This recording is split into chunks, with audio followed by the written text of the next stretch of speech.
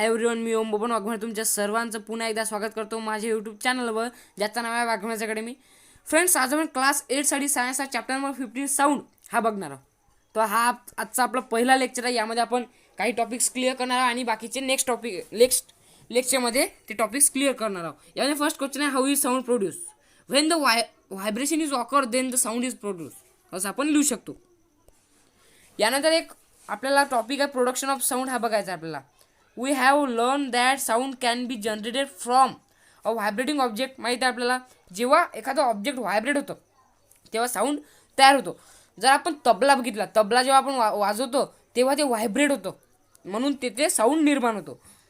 With an example of turning fork we will now learn about how a sound is produce due to such vibration. A photograph of turning fork is shown in figure 15.1. आपल्याला आता जो हा असतो turning फॉक हा बघायचा, यामुळे sound तयार होतो हे आपल्याला सांगितलेलं आहे. याचा फोटोग्राफी बघू शकता आपण, इथे फोटोग्राफ आहे. हे जे याचे जे टर्निंग फॉकची स्टीम आहे, स्टीम इथे आपण हे धरू शकतो त्याला. आणि हे जे हे दोन याला म्हणतात प्रॉंग. हे प्रॉंग जेव्हा आपण एखाद्या याच्यावर आदळतो तेव्हा ते एकामेकाला व्हायब्रेट होतात असे, आणि एकामेकाला ते टच होतात आणि साऊंड तयार होतो. इथे आपल्याला असं सांगितलेलं आहे, a turning fork is made two prongs and a stem keeping the stem steady. ते स्टेडी ठेवतो आपण, सरळ ठेवतो ते. If the prongs are stuck, म्हणजेच की जेव्हा जुळतात, दे स्टार्ट व्हायब्रेटिंग. जेव्हा आपण ते म्हणजे हाणतो, एखाद्या आदळतो तेव्हा ते कंपन पावतात आणि त्यामुळे साऊंड तयार होतो. फिगर 15.2 ए जी आहे आपल्याला 15.2 मध्ये बघू शकता. ही ए मध्ये आपल्याला सांगितलेलं आहे, figure 15.2 A shows a stationary turning fork. हे स्टेशनरी आहे, यामध्ये काहीच हालचाल होत नाहीये. To show a state of air around the turning fork. ही जी एअर आहे ही सर्व ही एका लाईनमध्ये, स्ट्रेट लाईनमध्ये. इथे काहीच यामध्ये फरक नाही आहे याच्यामध्ये, कारण की हे स्ट्रेटमध्ये आहे, याची काहीच हालचाल होत नाही. त्यामुळे हे एअर सर्व डिस्टन्स त्यांचं सारखं आहे त्या एअरचं. नंतर काय, व्हर्टिकली लाईन्स आर यूज. इथे व्हर्टिकल लाईन्स यूज केले आहे कशासाठी, तर एअरसाठी. Here the vertical lines are equally space. मी काय सांगितलं, तर यामध्ये डिस्टन्स आहे या सर्व लाईन्समध्ये ते इक्वल आहे. हे जे सर्व डिस्टन्स आहे हे इक्वल डिस्टन्स आहे सर्व. त्यामुळे इथे जे आहे काहीच साऊंड तयार होत नाही, कारण की यामध्ये व्हायब्रेशनच होत नाही आहे ना. व्हायब्रेशनमुळेच साऊंड तयार होतं. आपण लक्षात काय ठेवायचं, जेव्हा व्हायब्रेशन होतं तेव्हा साऊंड तयार होतं. आपला साऊंड सुद्धा कसा निर्माण होतो, आपण जे बोलतो ते आपल्या गळ्यामध्ये व्होकल कॉर्ड्स असतात, ते जे साऊंड प्रोड्यूस करतात, त्यामध्ये व्हायब्रेटिंग होते आणि साऊंड निर्माण होतो.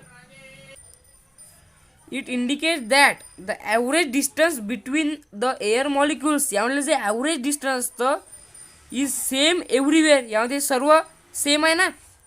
And the average air pressure in 3 regions A B and C is also same.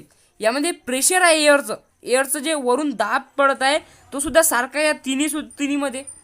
यामध्ये आपल्याला काही नंतर ते काही बी आणि सी ह्या दोन फिगर दिल्या, त्यावरून आपल्याला कळेल की कसं साऊंड निर्माण होतो टर्निंग फॉकमध्ये.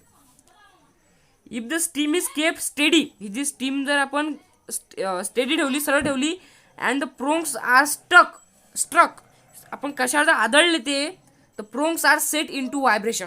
ते जे प्रोंग्स आहेत ते व्हायब्रेट होतात. म्हणजेच की हे जे आता हे प्रोंग्स आहेत, आपण जर एखाद्या जर अशा कशावर तरी हे जर आदळलं आपण हे याच्यावर, तर जे काही साऊंड तयार होतो. म्हणजे जेव्हा आपण ते हे जे याचे जे असतात स्टीम आपण सरळ ठेवली आणि त्याचे प्रॉंग जे जर आदळले तर ते व्हायब्रेट होतात आणि साऊंड निर्माण होतो. It means that they are set into periodic motion in forward and backward direction. ते पिरियोडिक मोशन असतं, ते फॉरवर्ड आणि बॅकमध्ये, हे जे फॉरवर्ड आणि बॅक वापस येतं. जसं की हे जे स्टीम आहेत या पहिले या प्रकारे हालतात आणि त्यानंतर या वापस असे येतं. तुम्ही बघू शकता तुमच्या बुकमध्ये हे जे 3 एक्झाम्पल्सवरून तुम्ही लक्षात घेऊ शकता. We will see step by step the result of such motion. तर मोशनचा आपण आता रिझल्ट बघूया काय आहे. तर इफ ड्युरिंग द व्हायब्रेशन, जेव्हा व्हायब्रेशन घडतं, the prongs of turning fork go away from each other. जेव्हा व्हायब्रेशन होतं तेव्हा ते जे त्याचे जे प्रॉंग्स असतात ते स्वतःपासून दूर जातात, एकमेकांपासून दूर जातात. नंतर काय, as shown in the figure 15.2 आपण बघू शकतो, the air outside the prongs is compress, त्याची जी एअर असते त्याच्या साईडची बघू शकता, हे जेव्हा साईडला दोन्ही एकामेकाच्या विरुद्ध दिशेने जातात तेव्हा जी यामध्ये हिची एअर आहे या ठिकाणची ती जे कॉम्प्रेस होते तिथे दाब निर्माण होते, air pressure, and the pressure there increase, तिथे इन्क्रीज होतं ते pressure. Such a state of high pressure is create a region A in the figure. तेव्हा जे फिगरमध्ये जे असे रिजन एमध्ये तसं दाखवलं नाही आहे आपल्याला इकडे, सॉरी, जे आहे ते जेव्हा असं प्रेशर निर्माण होतं हे रिजन या रिजनमध्ये, म्हणजे की ए या पार्टमध्ये आपल्याला ते प्रेशर निर्माण व्हायला लागतं. The region in which air is high pressure and high density is called compression.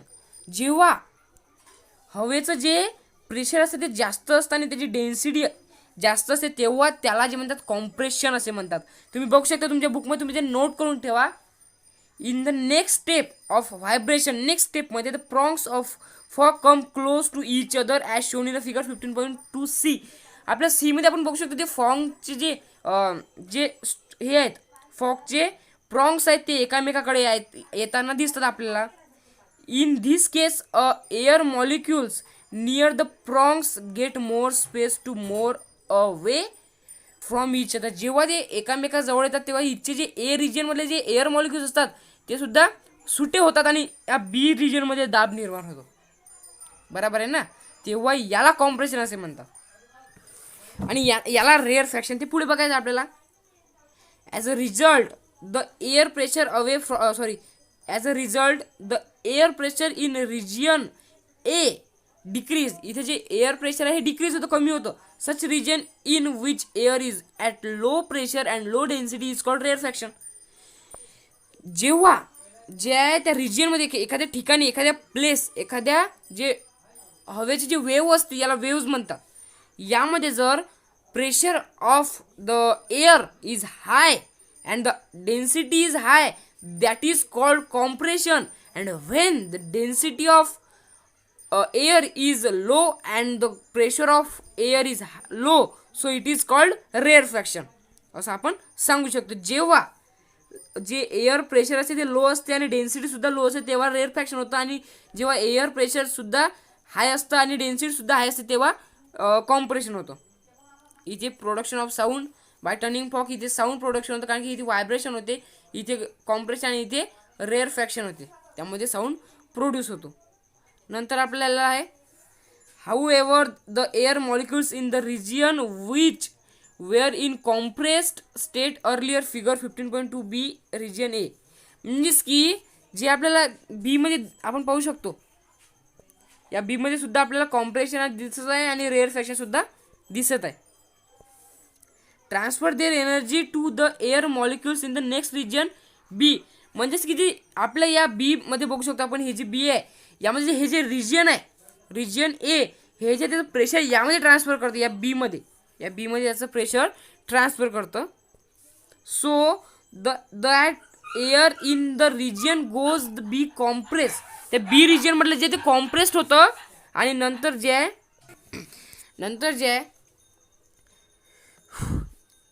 So the air in that region goes compressed. म्हणजेच की त्या रिजन मधलं, कोणत्या रिजन मधलं, तर बी रिजन मधलं ते कॉम्प्रेस होतं कारण की त्यामधलं जे डेन्सिटी ते प्रेशर आहे ते लो होतं, त्यामध्ये कॉम्प्रेस होतं. सी फिगर 15.2c मध्ये बघायचं आहे आपल्याला. रिजन बी इथे जे रेअर फ्रॅक्शन होत आहे, कॉम्प्रेशन होत आहे. Such a periodic motion of a prongs create compression and rarefaction in air and these are propagate away from the prongs. ते प्रॉन्ग्स म्हणजे जे आहे इथे आपल्याला बघायला भेटतं कॉम्प्रेशन आणि रेअर फ्रॅक्शन घडून येतं. These are nothing but the sound waves. मी मगाशी सांगितलं तुम्हाला ते काय असतं, ते साऊंड असतं. कॉम्प्रेशन आणि रेअर फ्रॅक्शन अशी जी आहे ही एक वेव्ह तयार होतात, याला वेव्ह असे म्हणतात. इथे जे आहे कॉम्प्रेशन असतं आणि रेअर फ्रॅक्शन इथे आपण बघायला मिळते. पुढे आपल्याला बघायचं फ्रिक्वेन्सी ऑफ वेव्स, असं आपल्याला टॉपिक्स आहेत. व्हेन देज वेव्स रीच अवर इयर, आपल्या कानामध्ये रीच होतात. द एअर ड्रम व्हायब्रेट्स, आपल्या कानामधले जे एअर ड्रम असतात, पडदा, तो व्हायब्रेट होतो. Accordingly specific signals reach the brain and we get a sense of hearing sound. आणि ते जे एअर ड्रम आहे ते आपल्या पुढे पाठवतं, आपल्या कानामधले जे पार्ट्स आहेत तिथे पुढे पाठवतं आणि ते जे आहे तिथून न्यूरॉन्स आपल्या मेंदूमध्ये जातात आणि तिथून आपल्याला सेन्स होतं की आपल्याला काहीतरी आवाज ऐकू आलेला आहे. यानंतर यूज युअर ब्रेन पॉवर आहे. If sound wave are generated in air what moves away from the source. जेव्हा साऊंड वेव जनरेट होतात एअरमधून, what moves away from the source, त्यामध्ये मूव्ह काय होतं, it is the air itself or state of compression and rarefaction created in air. हे काही use your brain power आपल्याला यामध्ये जास्त लक्ष घालण्याची गरज नाही, पण आपण तुम्ही सोडवू शकता. ते तुमचं यूज युअर ब्रेन पॉवर करायचं आहे तुम्हाला. आता propagation of sound propagation of sound and medium इथे आपल्याला बघायचं आहे.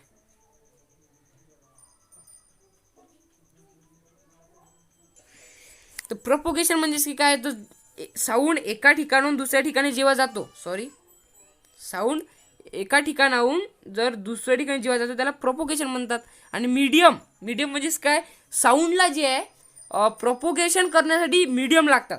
म्हणजे की आपल्याला 3 मीडियम आहेत आपल्याला, सॉलिड, लिक्विड आणि गॅस. हे 3 मीडियम आहे. यामध्ये जे साऊंड ट्रॅव्हल करू शकतो किंवा प्रोपोगेशन करू शकतो.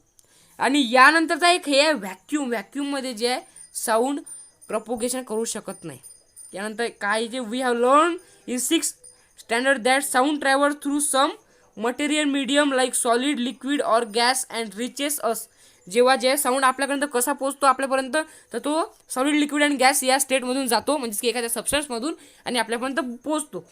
But what if such medium does not exist between the source of sound and our year. जर साऊंडच्या सोर्समध्ये आणि आपल्या कानापाशी जर स्थिती नसेल तर काय होईल आपल्याला बघायचं आहे.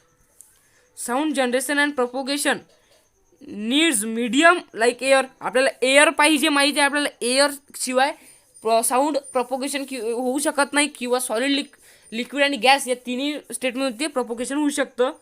अ simple experiment can prove this. इथे एक्सपेरिमेंट करायचं आहे. The experimental arrangement is shown in figure 15.3. In this experiment a vacuum tight bell jar is placed on a smooth horizontal surface. The bell jar is connected to a vacuum pump via a tube. We can remove air inside the bell jar using a vacuum pump as shown in the figure. The bell jar contains an electrical bell which is connected to the power supply through the lid of the bell jar. इथे काय आपल्याला एक जार दिलेला आहे, हा bell जार आहे, आणि एक इलेक्ट्रिक बेल दिलेली आहे, आणि एक झाकण आहे, यावर इथे झाकण आहे. आणि हे जे व्हॅक्यूमचा पंप आहे म्हणजे यामधून जे सर्व ऑक्सिजन आणि एअर यामधून बाहेर निघेल. आणि आपल्याला सांगितले काय, जे आपल्याला हे बेल लावायची आणि एखाद्या हॉरिझॉन्टल प्लेसमेंट ठेवायची आपल्याला ही.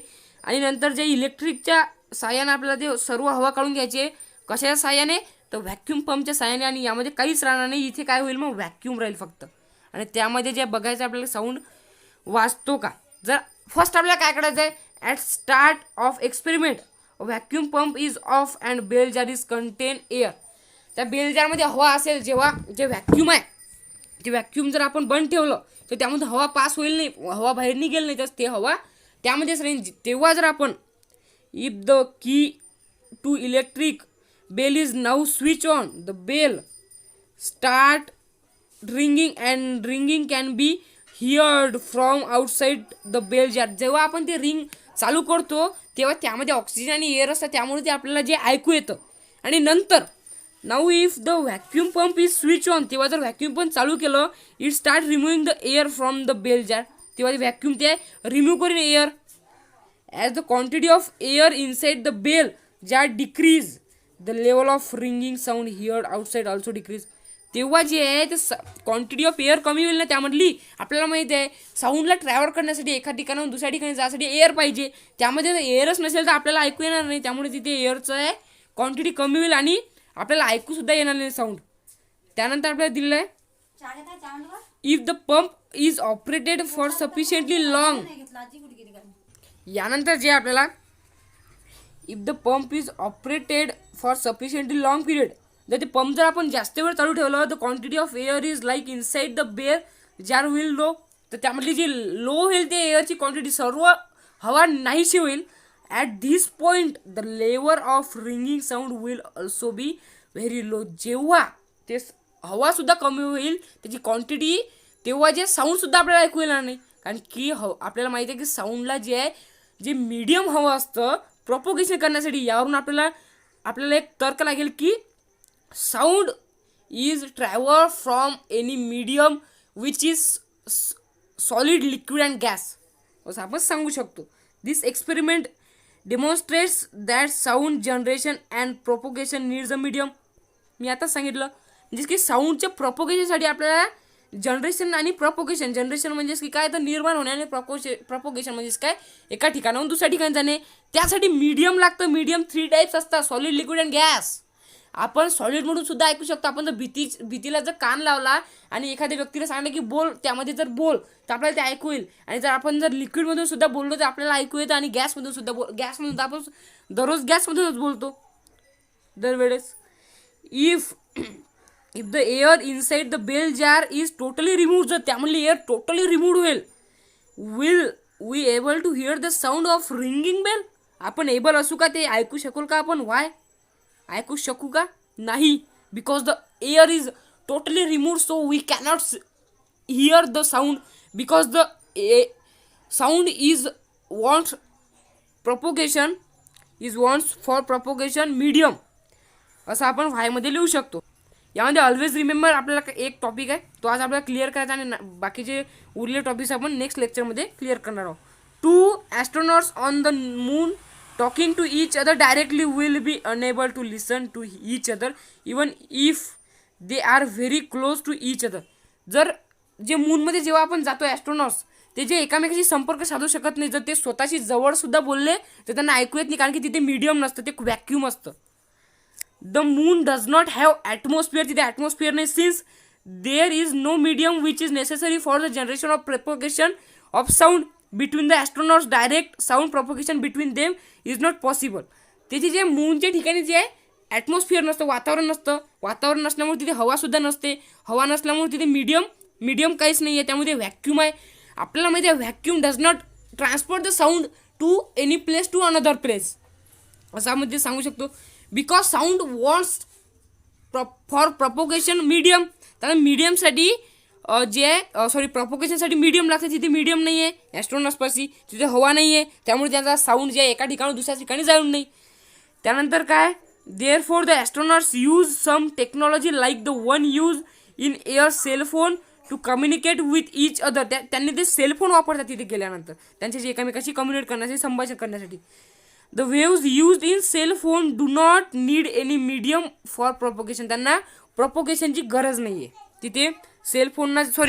The waves use in cellphone do not need any medium for propagation, तिथे प्रोपोगेशनसाठी यांना मीडियम हवा नाही सेलफोनमध्ये, कारण की ते